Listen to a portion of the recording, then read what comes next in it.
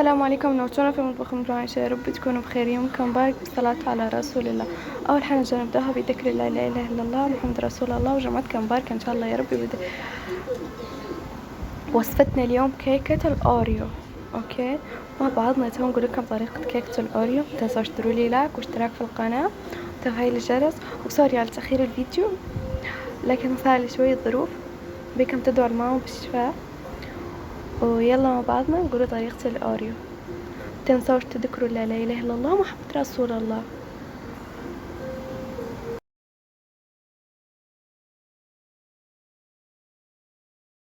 وتو معي طريقة كيكة الأوريو.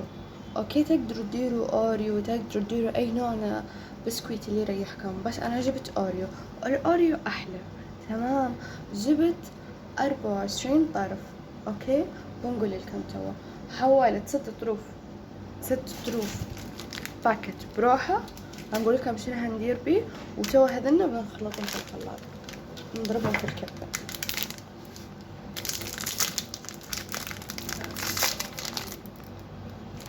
فيها 6 وحدات، تقدروا انتوا تجيبوا الكبيرة.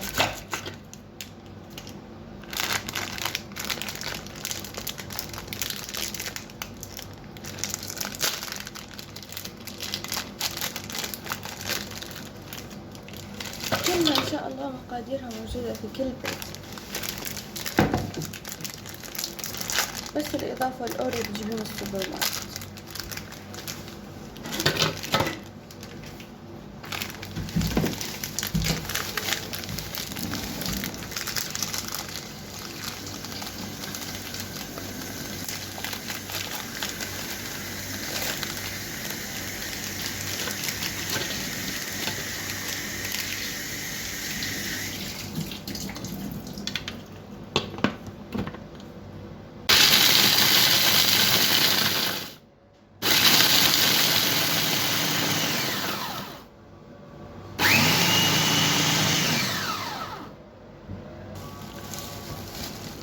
طبعا الزبدة، معلقة زبدة واحدة.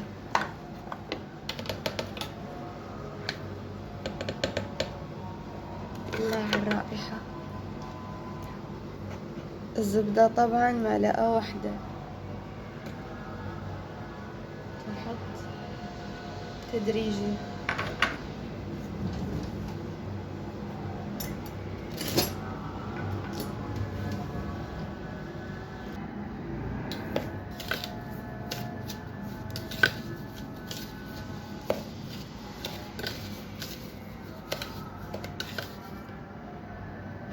هي انت معلقة كاملة بتحطيها كاملة او تحطيها، بس انا نقول لك انك تحطيها بالتدريج.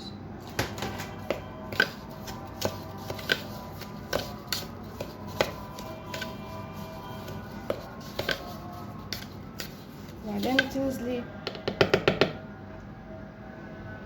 يعتبر شوية شوية، كشي معلقة لبن، علشان بحيث شنو ما نبيش يكونوا دايروات كيف ما انتم شفتوا. تو بنحطها في الصينية بتاعتي. طبعا الصينية على راحتكم، كيف ما انتم تحبوا براحتكم.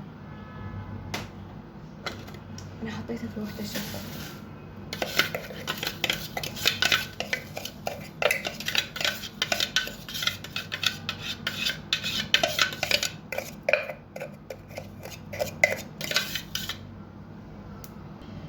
طبعا هذه اول طبقة، حطيت الاوريو فيها. اوكي، وبنحطها في الثلاجة لمدة 2 ساعة باش يتجمد على قد ما تقدروا. حطيه في الفريزر لو انتي مستعجلة بيه. انا بنحطه في الفريزر. هذه اول طبقة. تمام، نرجع لكم في تاني طبقة. شوفوا متماسكة وتمام. بنحطها في الفريزر. طبعا انا جيت توا للمرحلة الثانية. اوكي، تو بنحط اول حاجة الحليب. انا عشان باكت واحد بنحط 2 حليب بس، عشان بيكون متماسك. وهنقول لكم بتاعت الاوريو شنو هندير بيه.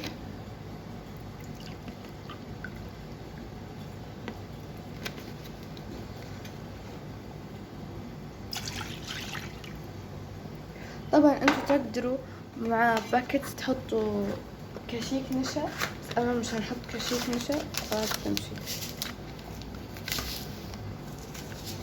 وجبتها باكت الكريم كراميل.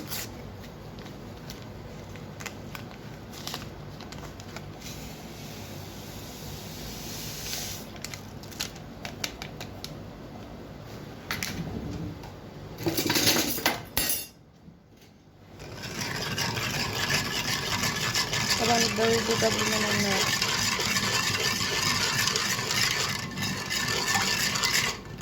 تقدروا انتوا في الخطوة هي تحطوا معلقتين نشا على خاطر لو ما ثقلش معاكم مش يجيكم ثقيل، اوكي. لكن انا مش حاطة تو بنار فنحطها على النار.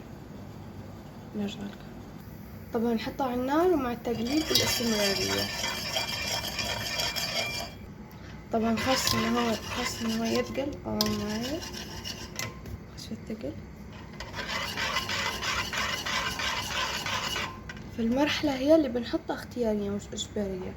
تجيبي من هي كشيك واحد،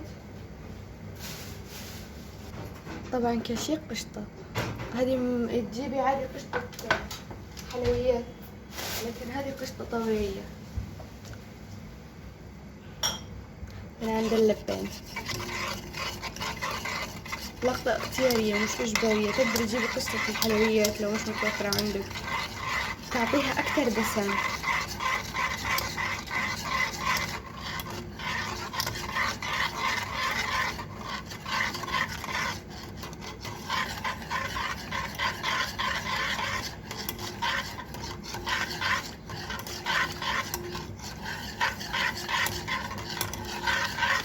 طبعا بدأ القوام يثقل عندي.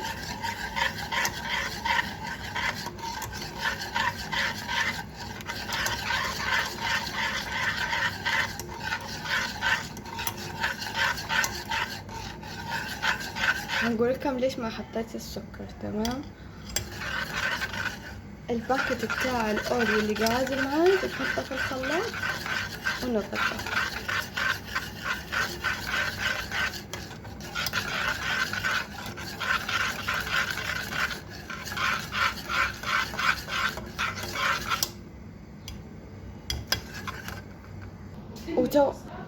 وتو خلاص بنحطها في الخلاط، نرجع عليها شوية بس تبرد على خاطر نحطها في الخلاط. وحطيتها في الخلاط ونضرب مع باكت الاوريو اللي بعد.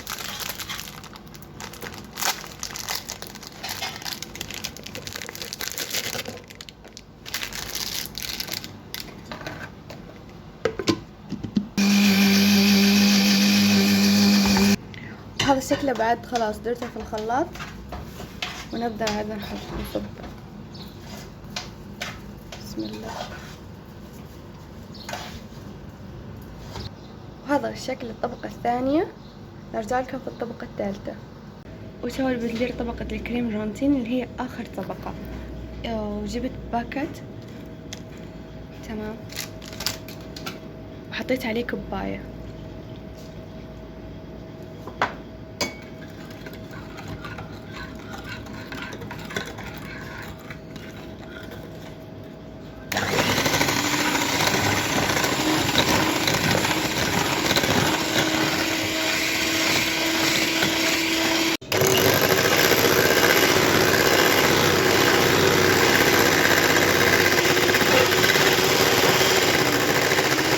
خلاص هذا الطبق الشكل النهائي. هنحط الكريم جوانتين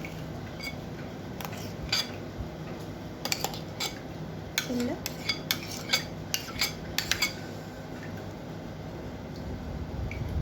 هي كيكة باردة ما تستحقش تطلعيها من الثلاجة إلا على راس ما جيت تاكليها. وهذا الكيس وهذا باكت الكراميل بناخدون زينه بيه بتاع الكراميل، نزين تزيينه على حسب الرغبة.